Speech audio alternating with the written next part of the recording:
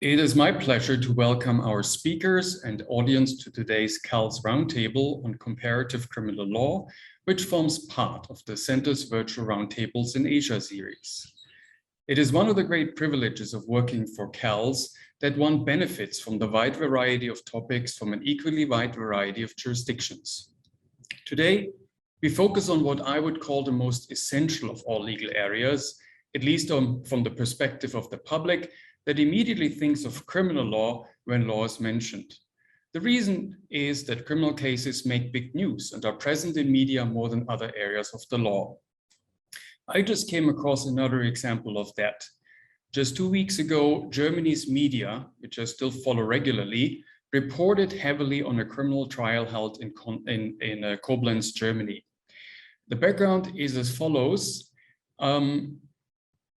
Refugees from Syria recognized perpetrators from the Syrian civil law in the midst of Germany and reported them to the authorities. One of these perpetrators has already been sentenced to lifelong imprisonment in Germany, and that became possible because of Germany's wide approach to extraterritorial jurisdiction, which is a heritage of Germany's Nazi past and the attempt of the law to enable prosecution of Nazi regime perpetrators globally. Maybe extraterritorial jurisdiction will be a topic of today's seminar, and certainly many other very interesting topics to which we are looking forward. And with this, I would like to hand over the virtual microphone to my colleague, Ling. Hello, it's a great honor today to be moderating this panel of established criminal law scholars. Indeed, as a researcher and teacher of international and transnational criminal law myself, I have been looking forward to this panel and learning from our panelists. I'm sure many of our participants have learned from their scholarship and from working with them. Without further ado, I will introduce our first speaker. Stanley is a visiting research professor at the Center for Asian Legal Studies of NUS. During his 40-year career as a legal academic, he has worked in many institutions around the world, including Australia, Bhutan, Canada, Hong Kong, India, Japan, Myanmar, New Zealand, the UK, and Vanuatu. This reflects his long-standing interest in teaching and researching on the comparative dimensions of criminal law. He has authored several books and numerous articles on criminal law which have been cited by superior courts and law reform bodies from many parts of the common law world. Stanley? Hello, everyone. Thank you for participating. I had a look at the registration, quite a number of people from not just Asia, but from as far away as Colombia and also the Maldives and of course, Southeast Asia. Unfortunately, quite a number of North Americans who would have wished to have attended today's seminar weren't able to get up because it's like 2 a.m. in the morning for many of them. So we'll forgive them and we will let them know about the recording. All right, so my main reason for initiating this roundtable was because I've worked for many years as a comparativist criminal law scholar, but nearly 98% in the common law world. And so it's always fascinated me or been curious as to especially the surrounding jurisdictions around Singapore, that the vast number of them are actually civil law jurisdictions. So geographically so proximate, but yet I know very little about the civil law criminal systems that I've been working on, in Singapore. And so I thought there would be a good opportunity to actually have a number of panelists from Indonesia, one from Indonesia, another one from Thailand, and I looking through the list of participants, quite a number of participants from civil law jurisdictions as well. So if nothing comes out of this seminar, I think it would be just sufficient that there is this initial gathering of criminal law scholars from both civil and common law systems that could start off some kind of dialogue or collaboration. And this is my wish, that the goal for this roundtable could achieve some such thing. Now I've got about 25 minutes to speak, so I will set the ground for the topic that is part of this roundtable, and then end with a number of searching questions, inviting the other three panelists to contribute. So if you look at the slide here, directions and challenges. Directions for doing comparative criminal law is how especially to engage with the comparative criminal law in the common law system with a criminal code, which is what the bulk of my research has been for many years. So the gist of it there here is that working within a common law framework, but with a criminal code. So I think that the civil law systems invariably would have a criminal code. So I think that it might be of interest to participants in civil law systems as to how, if at all, judge-made law in your jurisdictions affect the interpretation of your codes. Then as far as challenges are concerned, I will be asking, or at least bringing to the fore for discussion, whether any useful comparisons could be made between the criminal law of common law systems with those of civil law systems. As I mentioned at the outset, as far as I know, there's very little being done in this area.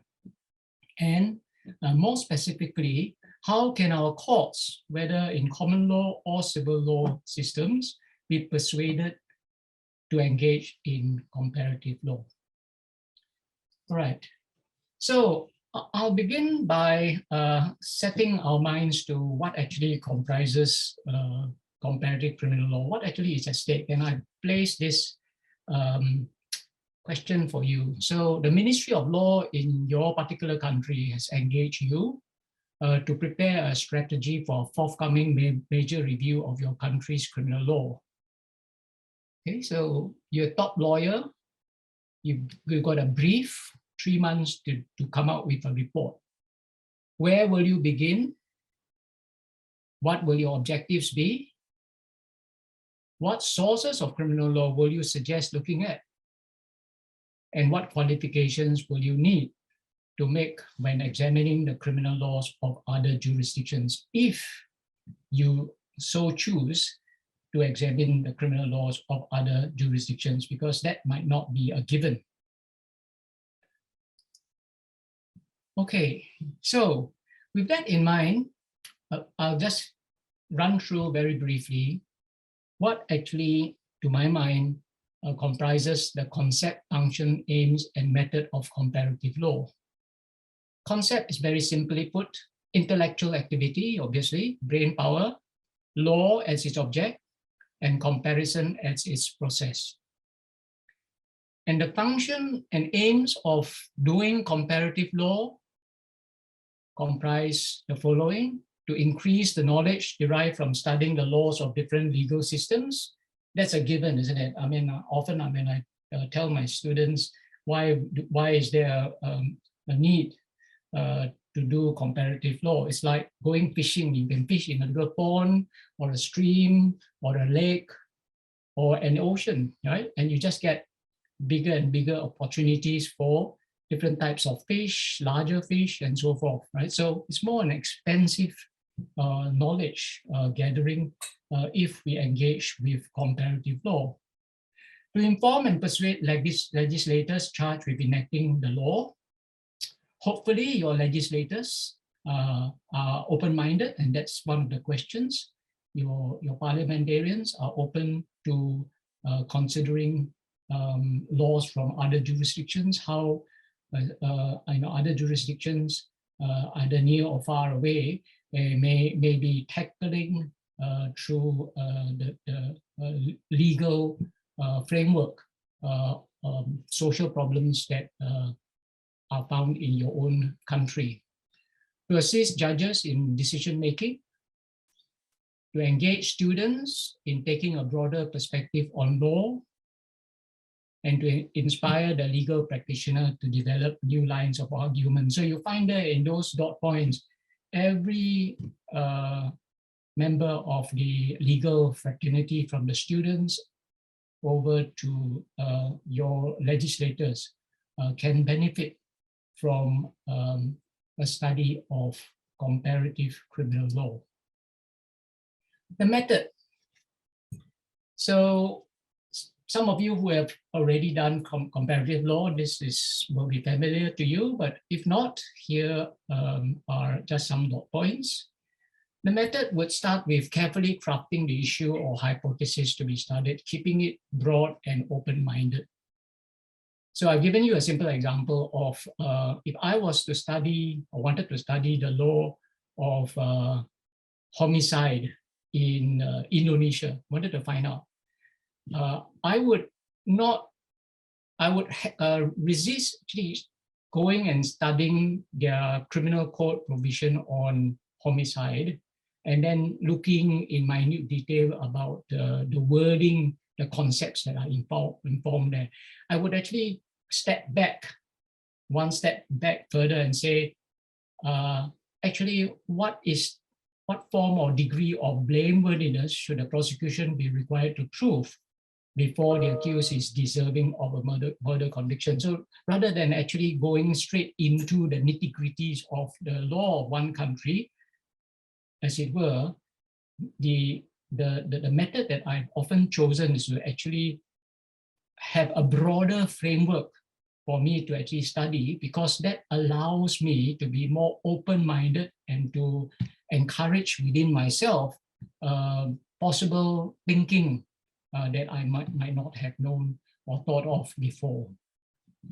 The other point that I like to emphasize is the key element of functionality. That is, it is permissible to compare things only if they serve the same function. Simple example, if I find that a particular jurisdiction has a concept or practice which I'm engaging with, but that particular practice or concept actually is in the realm of sentencing, whereas I'm actually concerned with the substantive law, that determines guilt or innocence at the trial itself. Then the function served, even though the concept may be the same, the function served, one goes to sentencing and the other one goes to guilt or innocence, conviction or otherwise. And so I have to actually be careful to take that into account.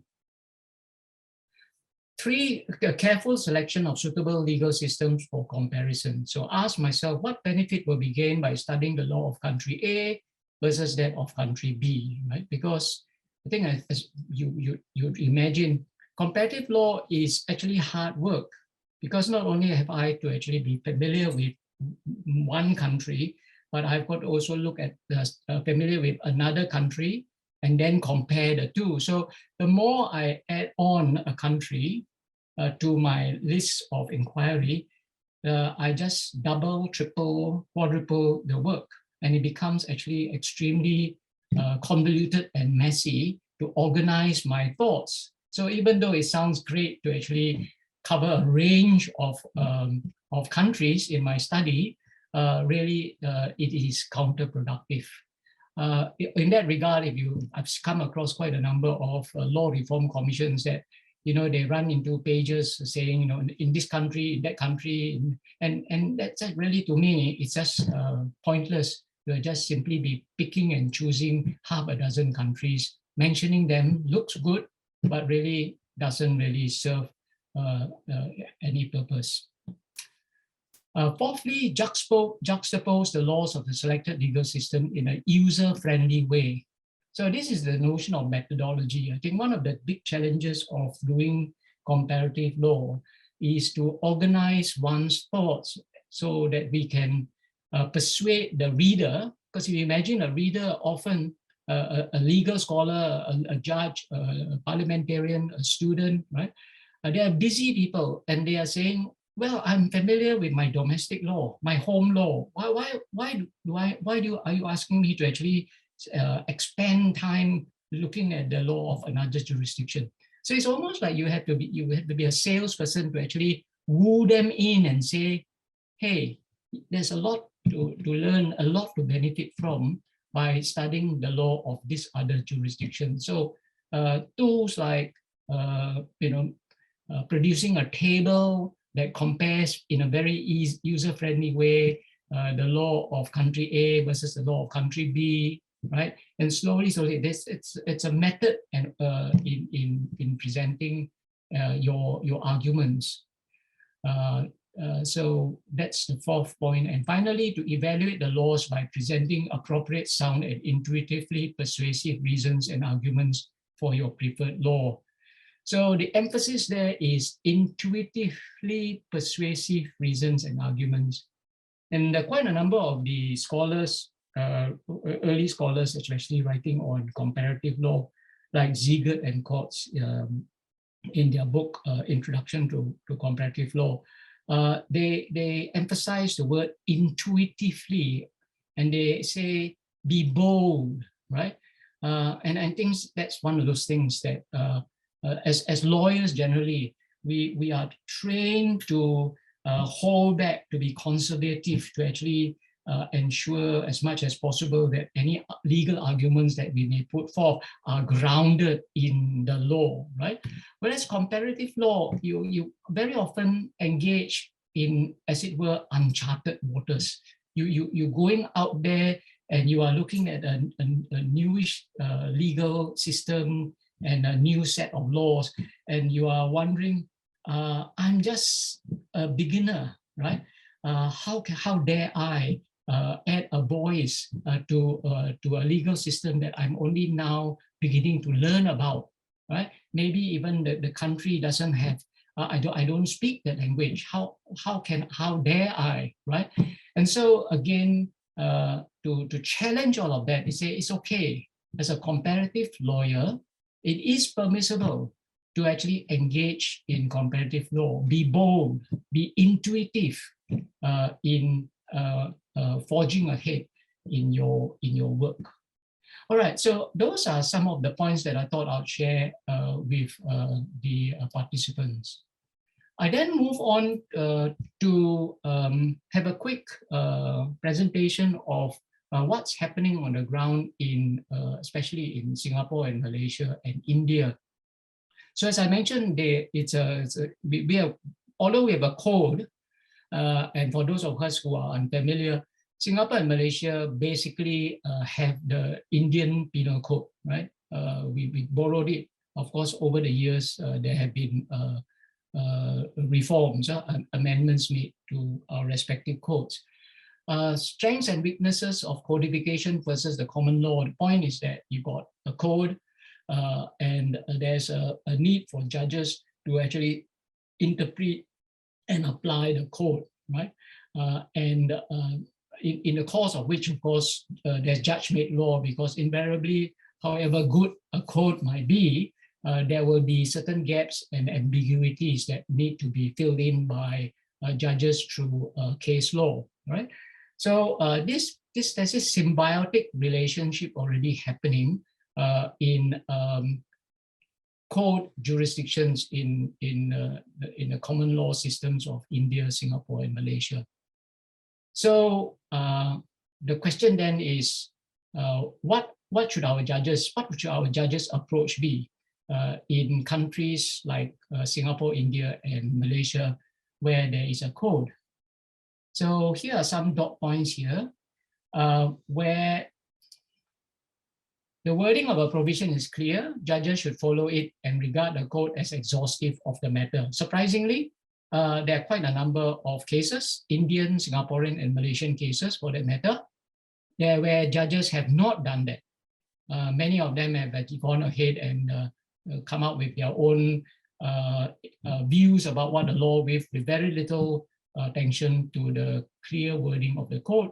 There have been also occasions, at least some years ago in Singapore and Malaysia, where judges who were trained in England would come out with the English law when there was, which wasn't actually in keeping with the code provision on that matter. Where the wording is unclear, judges should take a holistic approach by extracting underlying general principles within the code and examining other similar provisions for internal consistency. Again, there have been, in my studies, not many judges do that at all. I mean, the idea about taking a holistic approach rather than just looking at particular provision, section 299 of the penal code on homicide, and then not looking further afield to see how the surrounding provisions and how the approach, what the code drafters might have actually, in terms of general principles, brought a certain interpretation to that particular ambiguity that could have been raised in a given case concerning the interpretation of a provision. You know, that kind of holistic approach is not very common, at least in many of the judgments that I have studied. And only then, only when the judges do this, should judges refer to the common law for possible solution, always ensuring that the solution is not inconsistent with the general tenor of the code. So this is where, if the wording isn't clear and you can't find a holistic based solution to the underlying issue, only then is it permissible for judges to go further afield for in search of a solution. All right. Tan Cheng Bok was a Singapore Court of Appeal case where the Singapore Court of Appeal gave some particularly pertinent guidelines on statutory interpretation, which when applied to the Singapore Penal Code may be summarized as follows. And I'm actually just presenting them for the benefit of the participants in case your judges face similar kinds of issues concerning how to interpret your particular code, and if and when it is permissible to actually go beyond the code to consider extraneous material. So first of all, the Singapore Court of Appeal said, begin by ascertaining the possible meanings of the provision, having regard to both its wording and its context within the code. This is the whole notion of holistic approach is there. Compare the purpose of the specific provision with the purpose of the part of the code in which it is placed. The purpose should, quote, ordinarily be gleaned from the text itself. The court must first determine the ordinary meaning of the provision in its context, which might give sufficient indication of the objects and purposes of the written law. And then the court continues, if the ordinary meaning of the provision is in context is clear, extraneous material such as judgments or a provision from another legal system can only be used to confirm the ordinary meaning, but not to alter it. If the provision is ambiguous or obscure on its face, extraneous material can be used to ascertain the meaning of the provision. Right? So it's only there when extraneous material can be used. If the ordinary meaning of the provision read in context leads to a result that is manifestly absurd or unreasonable, extraneous material can also be used to ascertain its meaning. And finally, the court advised in deciding whether to consider extraneous material and what weight to place on it, the court, quote, should have regard to the desirability of persons being able to rely on the ordinary meaning conveyed by the text of the provision, right? This last comment, I think, is quite important because the court there is actually, to my mind, emphasizing one of the great strengths of codification of the criminal law, right? It's the idea of codification is to enable the law to be readily accessible and comprehensible to ordinary people, right? Especially the criminal law, as Christian said at the beginning, right? The foundation of morality and social exchange and so forth of any society actually isn't contract law or banking law or IT law, it's actually criminal law. And so here you go, the emphasis on the ordinary meaning for ordinary people. So with that, I'll just leave the two broad questions for the panelists and also for the participants to consider. The first question, the methodology of comparative law involves a careful selection of suitable legal systems for comparison. Ask yourself, what benefit will be gained by studying the law of country A versus that of country B? And how easy is it to familiarize yourself with the basic materials of the countries selected? Do the above questions present an insurmountable challenge to engaging in comparisons between the criminal law of common law and civil law legal systems? So that's the first question for us to ponder. And the second question is, to what extent do the courts of your legal system engage in comparative criminal law? Are the guidelines laid down by the Singapore Court of Appeal in Tan Cheng Bock equally applicable to your legal system? So with that, I'll pass it on to Ling. Thank you for that really fascinating presentation, Stanley. Our next speaker is Mrinal Satish, who is a professor of law at the National Law School of India University and a former chairperson of the Delhi Judicial Academy. He specializes in criminal law and teaches courses on substantive and procedural criminal laws. He is a graduate of the National Law School of India University and Yale Law School. He is the author of Discretion, Discrimination, and the Rule of Law, Reforming Rape Sentencing in India, which I personally learned a lot from. And he's currently co-authoring a book on criminal law in India along with Stanley and other colleagues, which is scheduled to be published in 2023. So Mrinal, over to you. Thank you. Thanks a lot. And thanks, Stanley, for that presentation and for the questions that you've usefully raised for some of us to respond to. Now, I'll take the questions actually in a reverse order because the first question that you put as to what extent do courts in your jurisdictions engage in comparative criminal procedure is something that I thought would be useful talking about first, and then coming to the first question. Now, courts in India have engaged in looking at questions of comparative criminal law, but the engagement has been meager. And unlike the principles that you told us about in the context of Singapore, the engagement has not been principled. When I say that the engagement has not been principled, I mean that comparative criminal law seems to be used only when either one of the parties cites it in argument, or where a prior decision of a court, either the Supreme Court or a High Court of one of the states, has dealt with comparative criminal jurisprudence in answering one of the issues before the court or in questions of interpretation of the penal code. So what is missing is a more focused engagement with criminal law theory or with comparative criminal law in the sense of trying to figure out which model to use, which jurisdiction to look at, what would give us the answer to the question that we are seeking.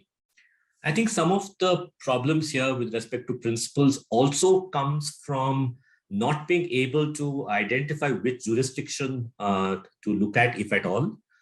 And like you mentioned, with a lot of books available in India being essentially books which talk about English criminal law, the tendency is to first look at English criminal law, even if it is not something that is applicable to that particular situation. So English or US law.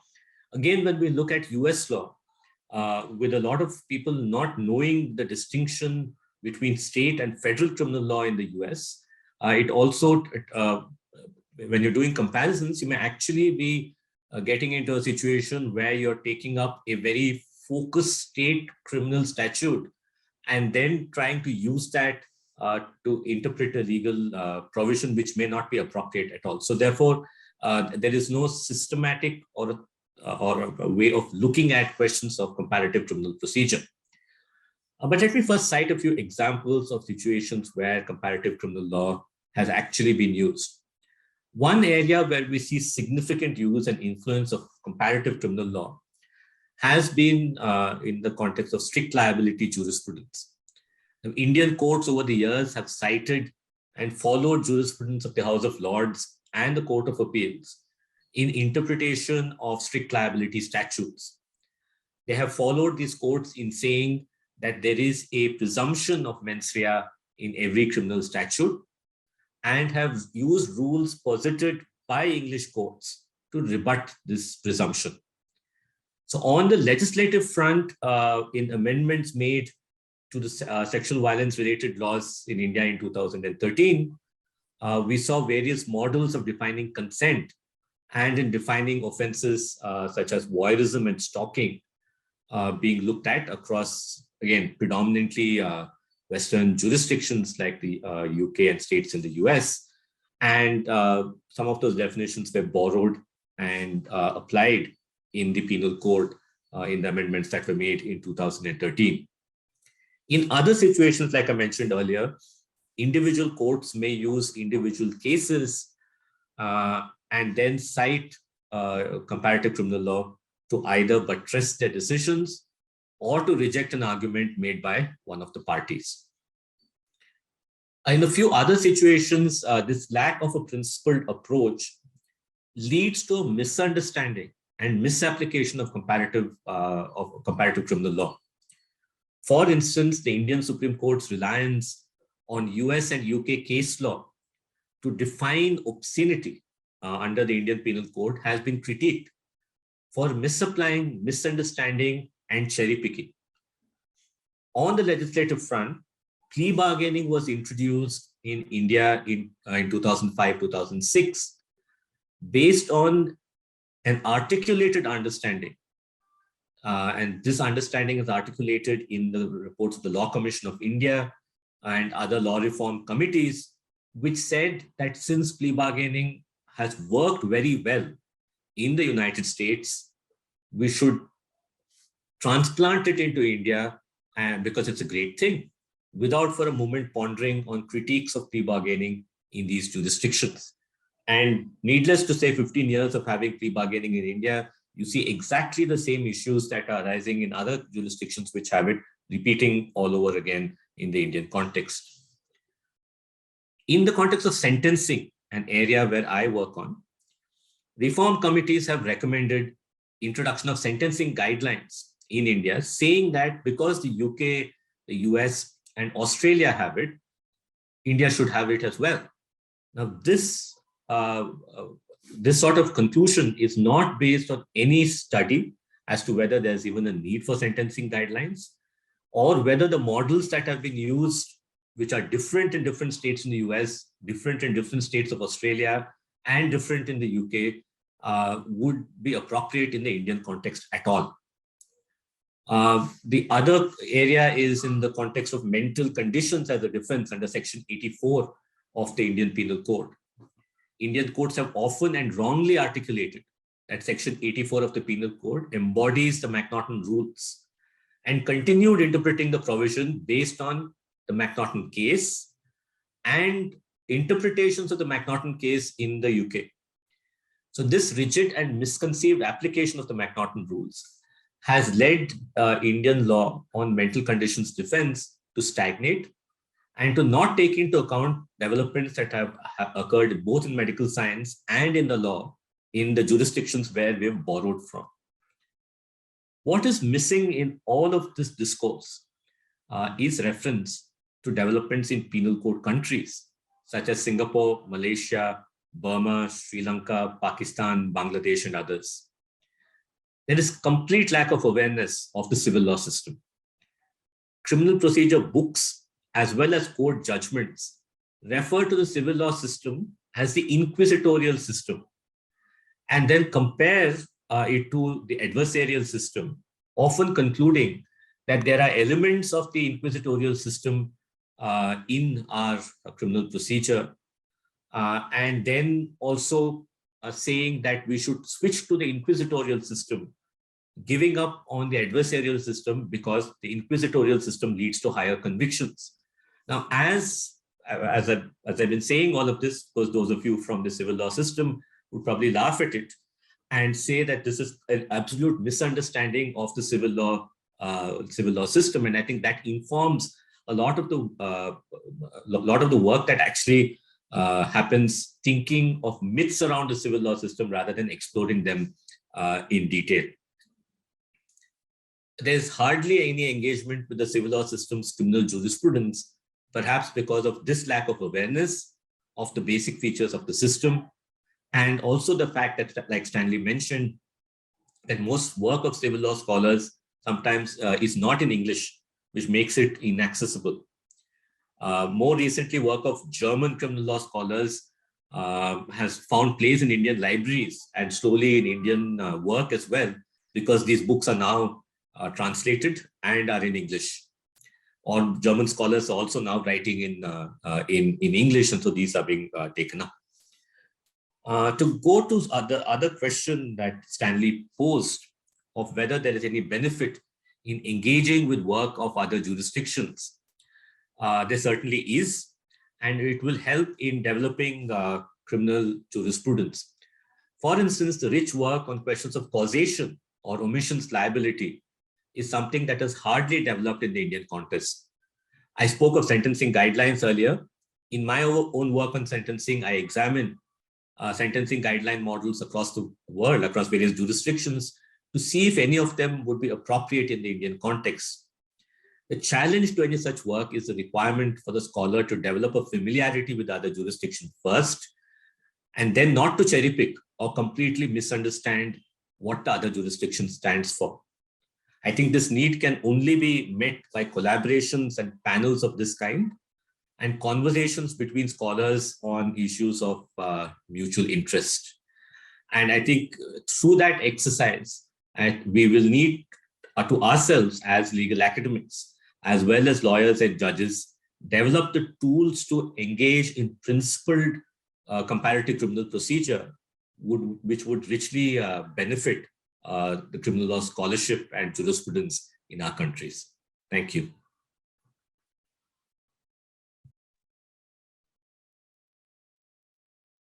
Thank you very much for that fascinating presentation, Mrinal. I'll now move on to Harkrisnowo, who is a professor at the Faculty of Law, University of Indonesia. She obtained her master's and doctoral degrees from Sam Houston State University, Texas. Her main interests are in criminal law, criminal justice, criminology, and human rights, which are also subject matters of her classes. She was a visiting professor at the University of South Carolina and Beijing University. She contributed in various books, including Theory and Application of a Common World and Support for Victims of Crime in Asia, as well as various journals.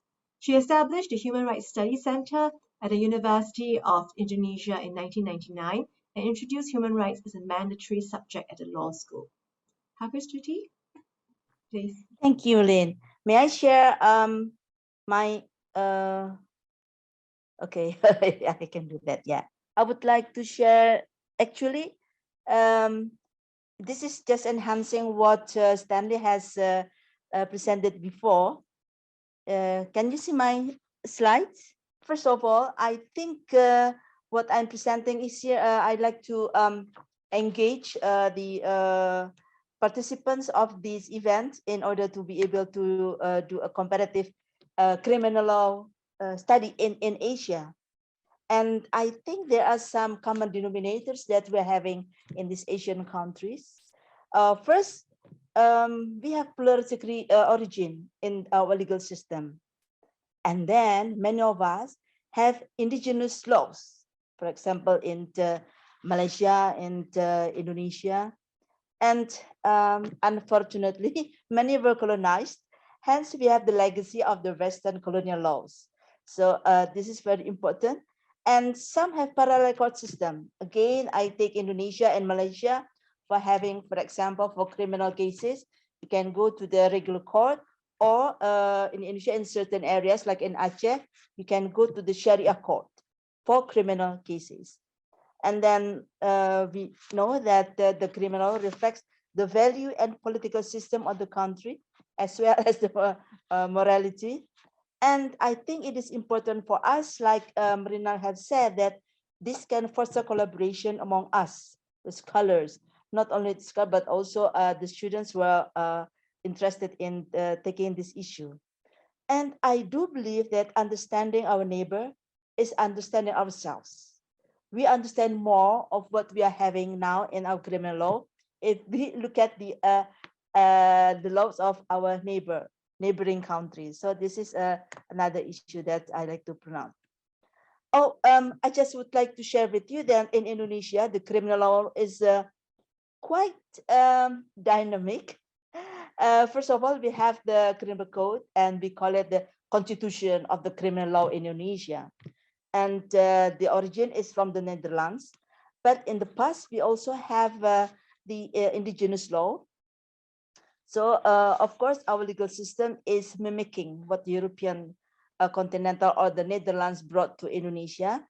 However, it is interesting because the law of the criminal procedure is highly influenced by the Anglo-American system, not by the Netherlands or European continental. And sometimes in practice, this also brought up a number of issues. And in addition to our criminal code, we also have other sources.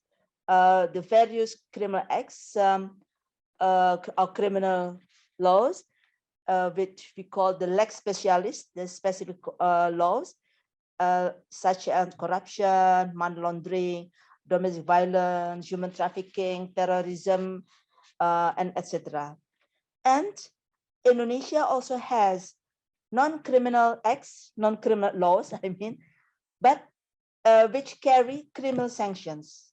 And now we have a number of research going on in order to distinguish whether the sanction criminal sanction as we have in our criminal code, or will it be only a administrative sanction with punitive purposes? This is quite confusing. Administrative sanction with punitive purposes and criminal sanction, which is of course punitive. And this is what we are having right now. And if you look at our history of criminal law, Indonesia has a very long history of criminal law.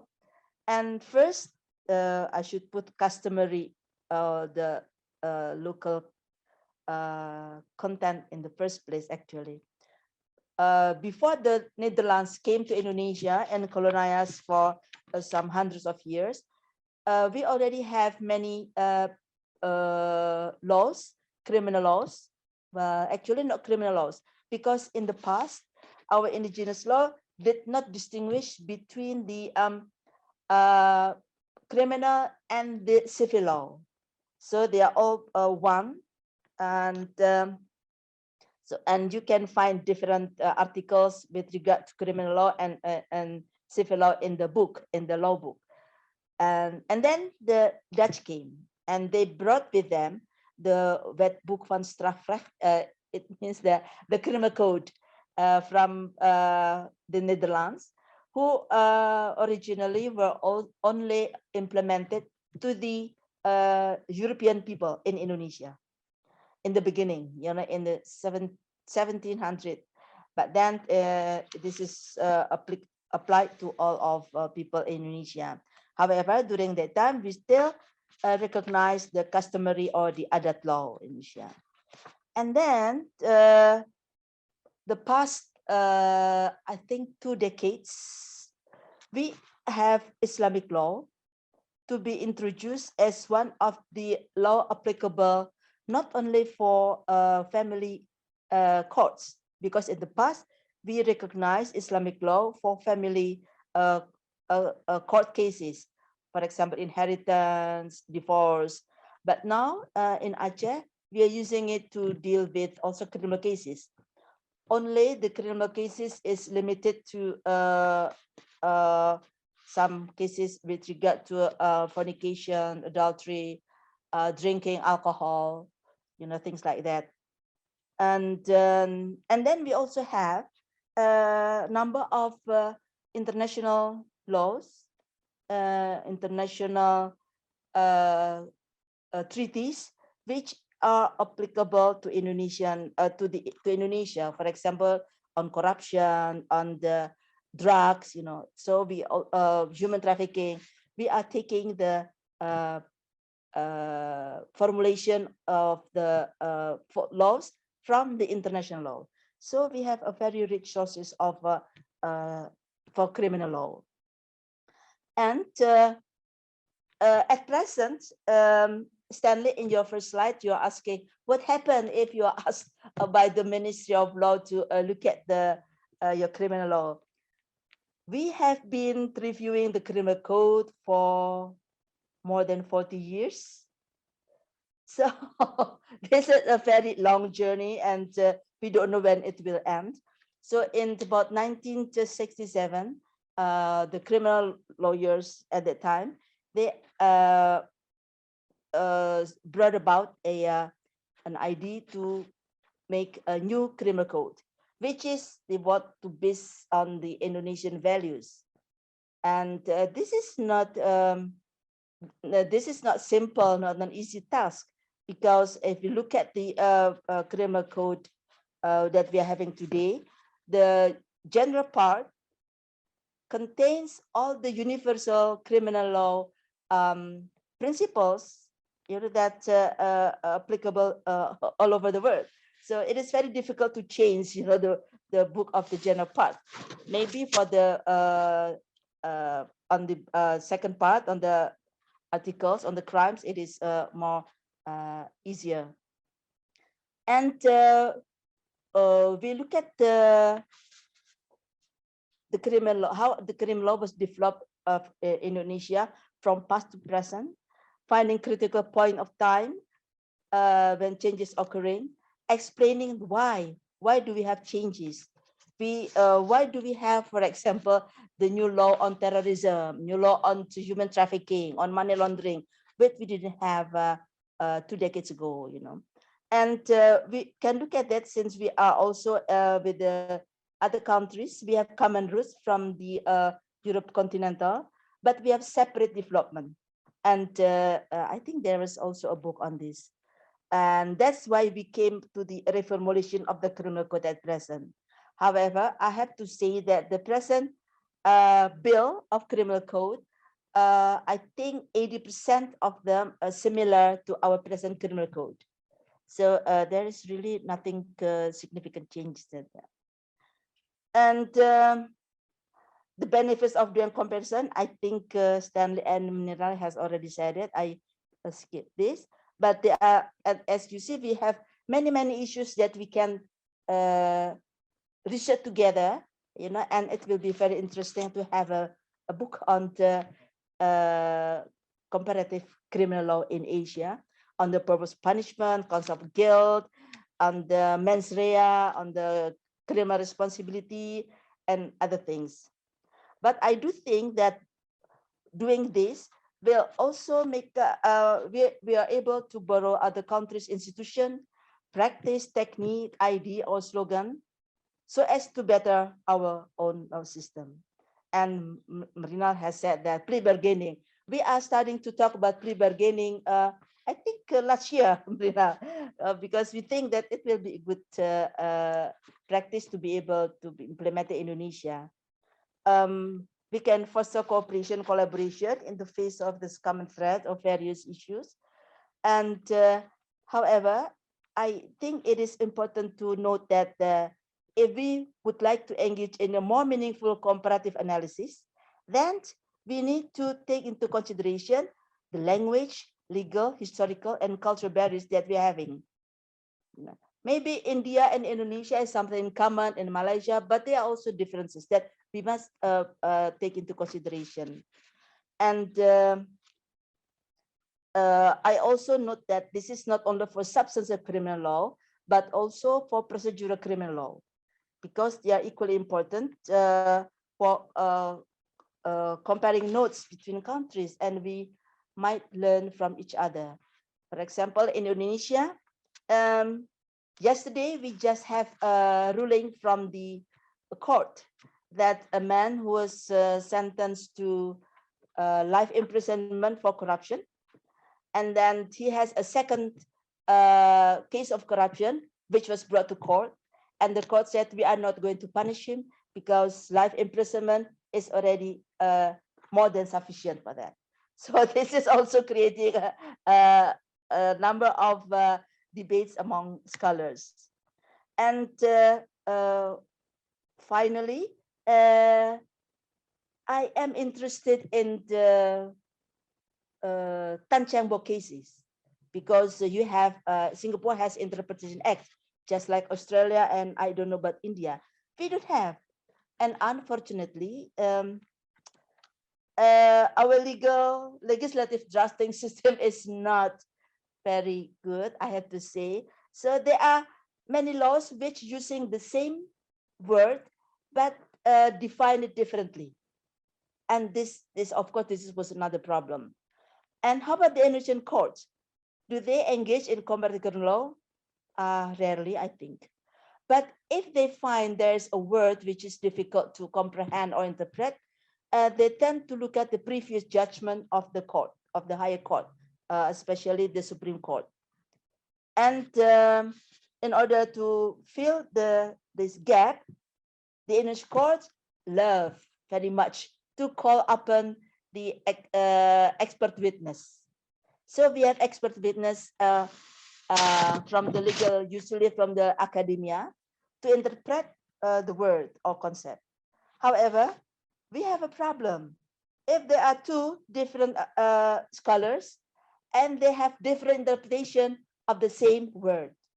I don't know whether this is also happening in other countries, but I think this is something that we need to take it, consider it carefully.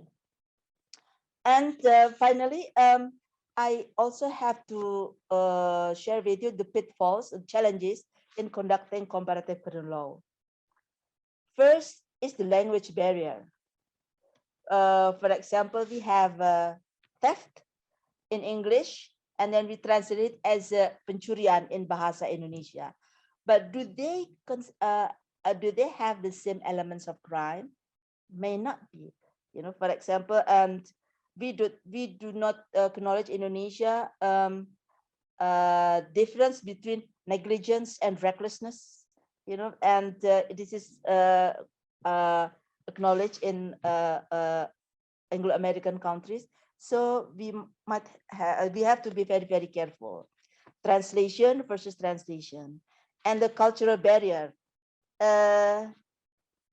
In Indonesia is not, but we are starting to be a litigious society from the non-litigious society, and I think this is also has some impact on the court. And then political barrier, especially when you get to political issues, and then law in the books versus law in action disparity. And I think this is also very important, because we cannot judge, we cannot compare just by looking at the laws. We also have to look at how the laws were used by the courts. And this will be very interesting research, I think. And judicial independence, disparity in sentencing. Well, I'm thinking about having like sentencing guidelines for Indonesian courts, because disparity is so large. But again, this will be put in the discussion sometimes in the following month. And we have indigenous law and religious law. How can we compare it with countries which do not have indigenous law and or religious law? You know, and then about the what is the purpose of criminal law? Shall it protect the interest of the state, or shall it protect the interest of the people? This will be a very interesting discussion if we just look at the last question that I posed. I think that's all for enhancing the importance of doing comparative criminal law in Asia. Thank you, Ling. I'll leave it back to you. Thank you very much. We'll now go on to our last speaker, Ronnakorn Bunmee. Ronnakorn Bunmee is an assistant professor of law at Thammasat University, Thailand. His areas of interest include boundaries of criminal law, theories of criminal law, comparative criminal law, and the interplay between criminal law and human rights. He obtained his LLM in human rights law from London School of Economics and a doctoral degree in law from Thammasat University. Currently, he's a PhD candidate at NUS Law. His English written publication, Thai Criminal Law, an Introduction, will be published in 2022. Ronnakorn? Thank you. Thank you very much for having me. So to answer your questions, Professor Stanley, maybe to your disappointment, Thai courts rarely, or I would say they refrain from using for citing any law from other jurisdictions in the judgments. I think it is about the issue of sovereignty. Having said that, I didn't say that they do not do any comparative law work. They compare law in the background. They just don't cite any reference in the judgment that they look into the law of other countries. One example would be when you look at the text at the Thai Criminal Code, Section 334, which is about theft, larceny, you see that anyone who take away someone else's property will be punishable up to 3 years in Thailand. The text is there. You take away someone else's property, but that is not enough for the court. The court look into the English law, right, and say, no, you don't just take it away. You have to take it away with the intention to deprive the owner from the property permanently. The term deprive the property permanently does not include in the text, but because the court looked into other jurisdictions, looked into other countries' law, then they apply the law in that way, but they don't mention it. So on the surface, we don't do comparative law in legal judgments. By contrast, comparative law is the most influential and popular, I would say, approach among Thai lawyers. I mean, especially if you are an academic or you are a lawmaker. So I also a member of a subcommittee in the Council of State that we tasked to draft law for the parliament. Our job is to look around the world and to see if there is any law applicable or provide us a solution to the problem we are facing with. And then we look at those laws and try to transplant it into Thai law. So we do that quite a lot.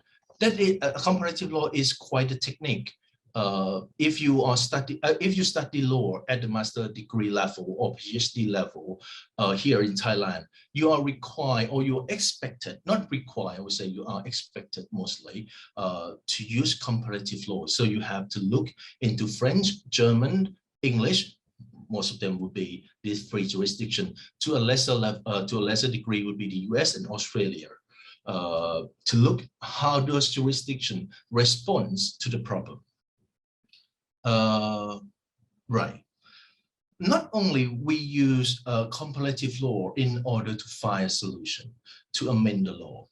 Sometimes as an academic, we use, you ask us, what is the benefit we could gain by studying the law of other countries? Not only we can find a solution to the problem we are encountered with, but we also learn that there is potential problems that we can face in the future if we don't change our law.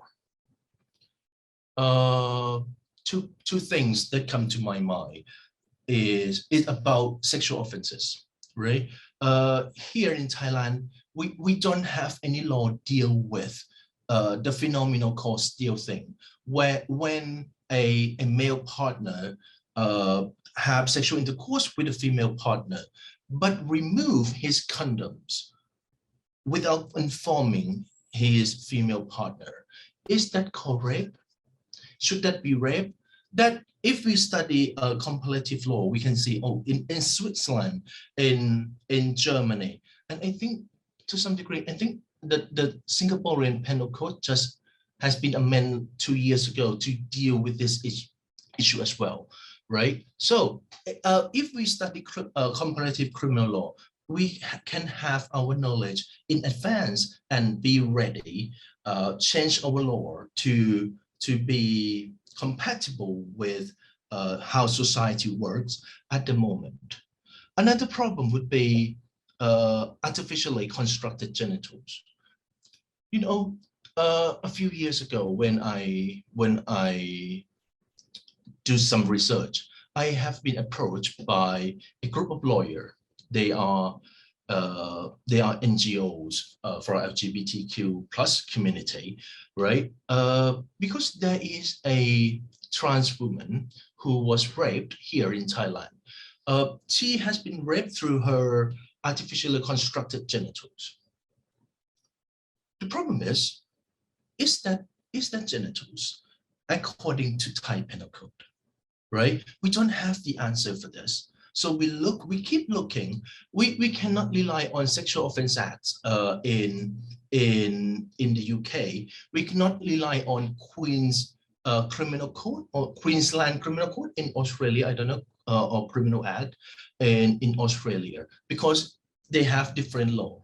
So I have to look further in order to form an argument, to make the argument work.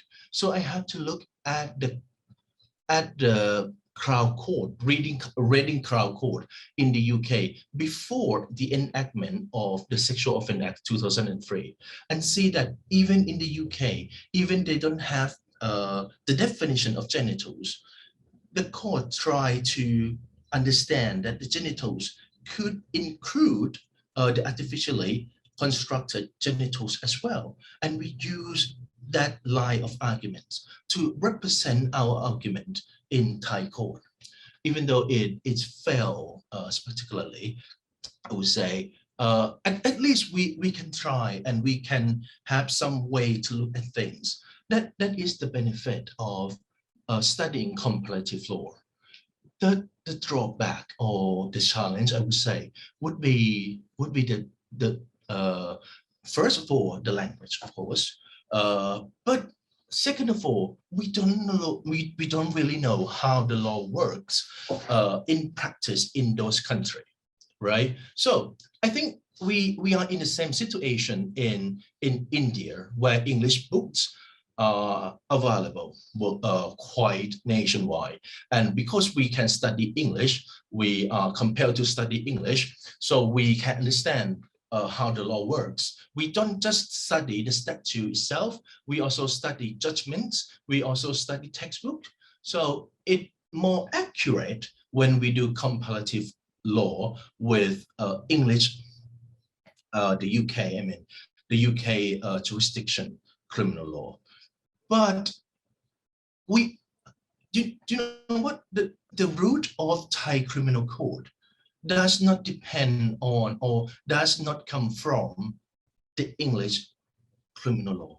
It actually comes from French and German criminal laws.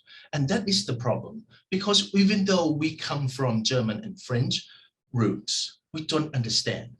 And it's quite difficult to study French and German criminal law if we cannot understand German and French languages, right? Of course, we can rely on the translated version of the statute, the droit pénal, the BT something, but we don't understand the whole picture. And that why not only the language is the problem.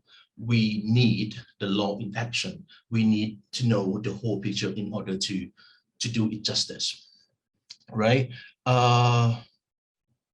That also why I'm often frustrated with my own students, and some of them are here, so I would say that quite out loud that it's not enough for you just to translate the text, the literature, the statute, and tell me that, oh, I do the comparative law work.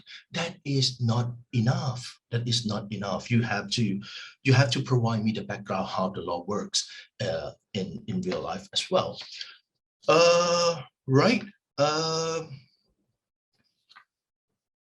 Harkristuti, Professor Harkristuti mentioned that because we are colonized, even the Thailand is not colonized by the Western power, we are kind of forced or coerced to receive the Western criminal law as well.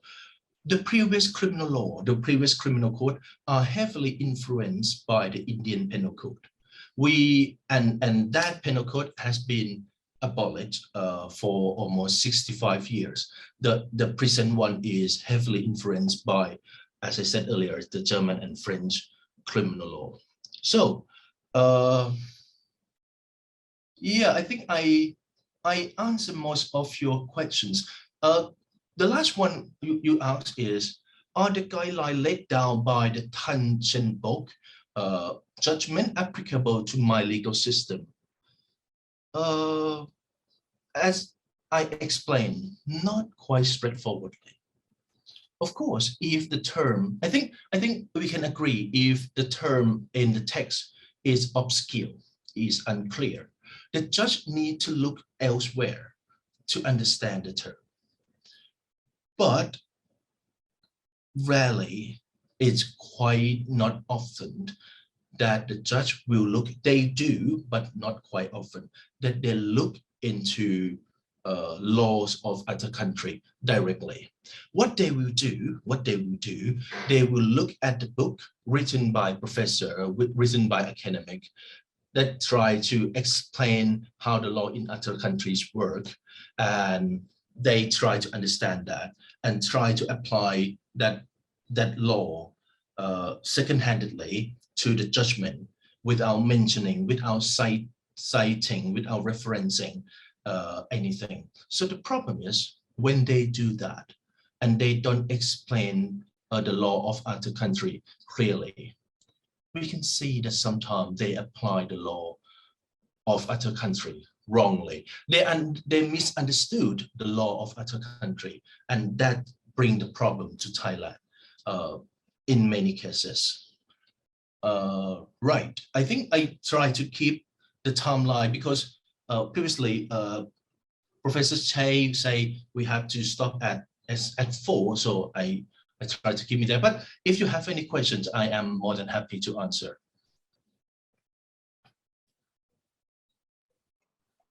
Thank you very much, Ronnakorn. So I think that right now, to maximize our Q&A dialogue session, I will start off with reading the first question that's in our Q&A chat box. I think even though the question is directed to Stanley, I think it would be interesting also to get the perspectives, the country perspectives of our various speakers. I personally am very interested in hearing it. Thank you. This is from Umi Hani Masood. Thank you, Professor Stanley. My name is Umi. I'm from University Technology Mara, Malaysia. I have 2 questions. Do you see any differences between comparative law and policy transfer study? Is policy transfer a part of comparative law study? To what extent do judges in Singapore refer to international law in interpreting and enforcing criminal law? Thank you. So maybe we could start with Stanley, and then the other panelists, if you want to intervene, please do so also. Yeah, thank you. I have to be plead ignorance. What actually is policy transfer studies? Ling, do you know what the answer? I assume that it is in terms of executive policy implementing the law. Umi, if you want to type a clarification in the chat, that would be great. But for example, I think it would be like, for example, you have laws criminalizing rape, but then how do you formulate policy translating this law in terms of its implementation on the ground? Am I right, Umi? Okay, I think I surmised as much, but I didn't want to actually just go straight into it. But if Willing, what you said is correct, and I think that might be it. My take on it would be that, you know, all laws, the lawmakers have to involve the policy decision, right, to criminalize a particular behavior, and if so, what form should it take, and the like. So there are policy considerations, and a robust inquiry is ideally needed, especially for the community, you know, values, feedback from the community, from all the stakeholders and so forth, as to what they think. So if that's what is meant by policy transfer studies, then I guess you, as a comparativist, if you are looking at a particular area of the law in your legal system and you want to gain some knowledge, yes, I think that's a good way of approaching a matter, which is I can think of parliamentary debates. So, you know, as a researcher, I'm in Thailand and I'm interested in what Singapore might be doing about a particular area of obscenity law or sexual offenses or whatever. So rather than just simply look at commentaries on the Singapore law or the Singapore Penal Code, it would benefit my study to actually engage with the parliamentary debates, or if you can get a hold of other kind of secondary referencing sources from that would be great. I mean, if that's your question, yes, of course, policy transfers can be a very informative form of comparative criminal law scholarship. I think Umi had a second question. To what extent do judges in Singapore refer to international law in interpreting and enforcing criminal law? International law. Yeah. To my mind, I'm confining myself to criminal law only. I can't think of any area actually. The few forays for myself into the international criminal law has been in relation to the Rome Statute of the International Criminal Court, where perhaps the definition of insanity, which Mrinal was talking about, the McNaughton rules, might not actually be exactly the same as the English McNaughton rules. I have written about that and mentioned the International Criminal Court Rome Statute, but as far as I'm aware, Singapore judges haven't really found the need to, maybe occasion, to actually refer to any international criminal law. I'm talking about substantive criminal law. Yeah. Yeah, maybe I can jump in here to address the question. I mean, I think because Singapore subscribes to a very strict dualist system, so therefore, unless the treaty has been incorporated as into domestic statute, then the courts will be very hesitant to apply it. They have not done so in those cases. But in terms of, and for customary international law, the courts can identify it, refer to it as part of common law. But of course, then if you have statutes that are inconsistent with it, then the statutes would trump the common law as found by the courts. Yeah.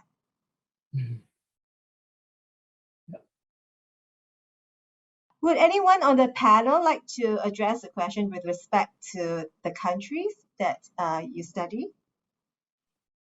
May I just add a little bit with regard to Umi's questions? I think policy study is much larger than the comparative criminal law that we are talking about, because policy studies could influence all kinds of types of law, first of all, and also not only law, also policy on economics, policy on the climate change and everything.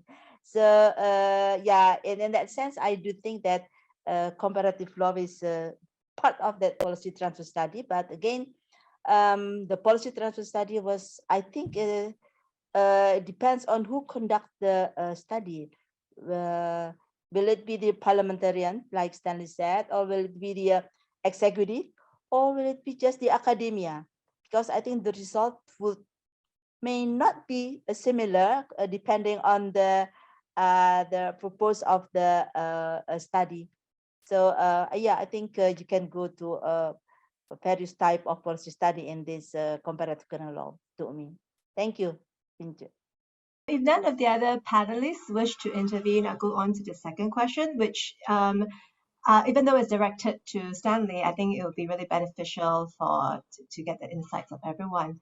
So this is from Faiz Ayat Ansari, an assistant professor at Paru University, India research scholar at NLSIU, Bengaluru, India. How much should we resort to the comparative method when dealing with an undergraduate batch when teaching international law? Stanley, would you like to go first? Or is there I'll defer to some of the panelists. Maybe Mrinal, yeah. put it on this. Yeah. Yeah, I think it is absolutely essential to talk about comparative criminal law approaches when you're teaching even undergraduate law students the basic criminal law courses.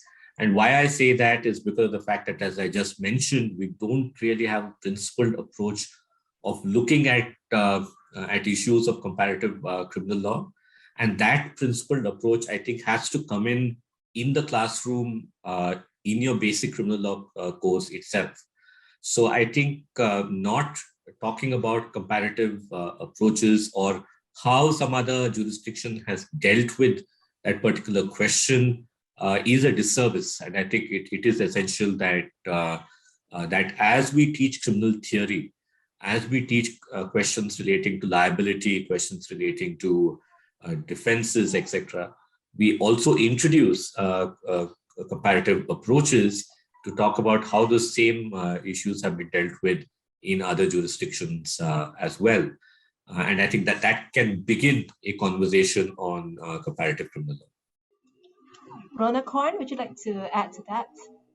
I mean, personally, of course, we have to stick to what the law is right now, right? When we teach the bachelor degree students, because they have to use the law to practice to make money in the future. But I try to push my students, as you did to me as well in the past. I try to push my student to know and to know that the law can be better in the future. When you have a chance, you be in that position, so you can change and amend the law to be more justice, to be more right. So I think sometimes it is 10-15% that you need to talk about comparative criminal law as well. Thank you. So we suddenly have quite a few questions come in. So I think that I will go through the questions. And the next one is by Chan Wing Cheong, who is a professor at SMU Law. Even though it is difficult to compare laws from a different jurisdiction because of language difficulties and having a different legal system, would the panelists agree that more can be gained by making comparisons with countries with very different systems? So if the system is too similar, for example, if it's based on the Indian Penal Code or common law system, there'll be less to be gained from the exercise. So anyone wants to jump in? Yeah. I'll just add very quickly. I mean, I think as we have heard from the panelists, getting our judges or students or law lecturers to engage in comparative law is difficult enough. So if we start with just confining your persuasive powers to get people, judges and the like, to actually engage in comparative law in their deliberations, I think you need to start with the common law system if you are in a common law jurisdiction, rather than take a leap into the civil law system. That's not the same as, to my mind, if you are a researcher, you got a legal academic, you want to actually explore and kind of really challenge your mind, then certainly engage with if I'm common law system, to try and engage with the civil law system. So, for example, I was fascinated by the list of that Harkristuti listed as to Indonesian law. And immediately wanted me to actually go over to Jakarta, or maybe not Jakarta, maybe Bali or somewhere, to engage in the be curious about Indonesian law, right? Because of that sort of similarities, former colonial heritage, customary adat law mixed up with this, law reform that's stalled over 40 years, all these kinds of very fascinating things that are happening in Indonesia, which I could resonate with. Yeah. Yeah, may I add to Wing Chong's questions? I do think that they depend on what kind of issues are we going to compare, because I think it will be very, very difficult for us to compare all of the issues within the criminal law realm from one country to another. Maybe we can just pick as some issues we have mentioned here, for example, with regard to the LGBTQ, for example, with the murder by assault, for example, because I think it will provide more information with regard to other countries on how the maybe the same law, but the implementation is dissimilar. It's not the same. And this is also depending on how we train the judges and how the judges perceive the purpose of punishment. I'm into punishment very much nowadays, and now I'm doing the issue of disparity in sentencing. Even within one panel of judges, there are disparities in sentencing. So I think it is very important also to find out what kind of variables, factors do influence how judges think when they make a decision and they inflict a sentence. And that would be an interesting Wing Chong. So maybe doesn't have to be from different systems, but on the different issues that we are taking in each country. Thank you. I think just to chip in, I would say I don't agree with Wing Chong that nothing much to gain if you look at similar jurisdictions. I think just as you know, Wing Chong, just the penal code jurisdictions, if we look at how the same section is interpreted in Singapore or Malaysia or Sri Lanka or Burma, is so different in some situations that there is so much to learn from those differing interpretations, and to see how judges, lawyers and academics have understood the same sections, exact same section in different ways. I think that's a fascinating area to study, even if similar. Ronnakorn, is there anything you want to add? Else I'll just go to the next question. You can go to the next question. Thank you. All right. So I think the next question is actually directed to you. Progressive criminal laws in favor of historically prejudiced groups, for example, LGBTQs, are often responses to politics, often social movements. Considering the different political dynamics in Thailand and in, say, France and Germany, is there a danger that courts, in drawing on comparative legal sources, risk political backlash for not reflecting perhaps the more traditional values intensely held by powerful conservative groups in society? This question is from Bo Teojatno, University of Tokyo. Very sorry for mispronouncing the family name. So I think that this will be the last question because we're running out of time. Thank you. Thank you very much for the questions. I cannot say that I agree that the criminal law respond in favor of the conservative groups. I think it more respond to the system itself. I mean, if in that country is a conservative country and the law design in that country is a conservative law, that would be the case. So here in Thailand, even though overall we are a conservative country, I would say that we have junta as well. So right, but you know that just last year we had changed the law on abortion, right? So now here in Thailand, abortion is, I would say, it's almost a free abortion. Women can have abortion up to 20 weeks without any reasons. She can have abortion if she says so, right? So this is the product, the direct product of a comparative law. Because if you look at the Constitutional Court judgment dealing with this case that allow abortion for women up to 20 weeks, the court directly compare to other jurisdiction.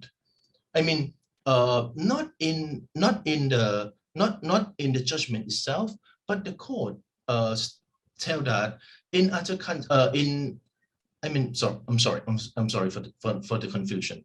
I mean, the court does not say explicitly in the judgment that the law in this country do this, the law in that country do that, but it say the trend. You can see the word that extract from some sentences extract from judgment from other countries. That is the evidence that actually judges look into the judgment, look into the law of some other country, and that because doing so we can change the law that we cannot dream that we can change.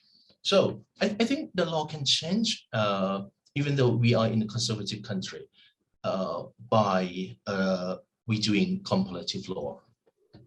Thank you very much for answering that question. I think that because time is up, I would like to take this opportunity to thank everyone, thank all our panelists, and thank all the participants who asked questions. And we'll bring this panel to a close, but hopefully we can continue the conversation somehow. Thank you.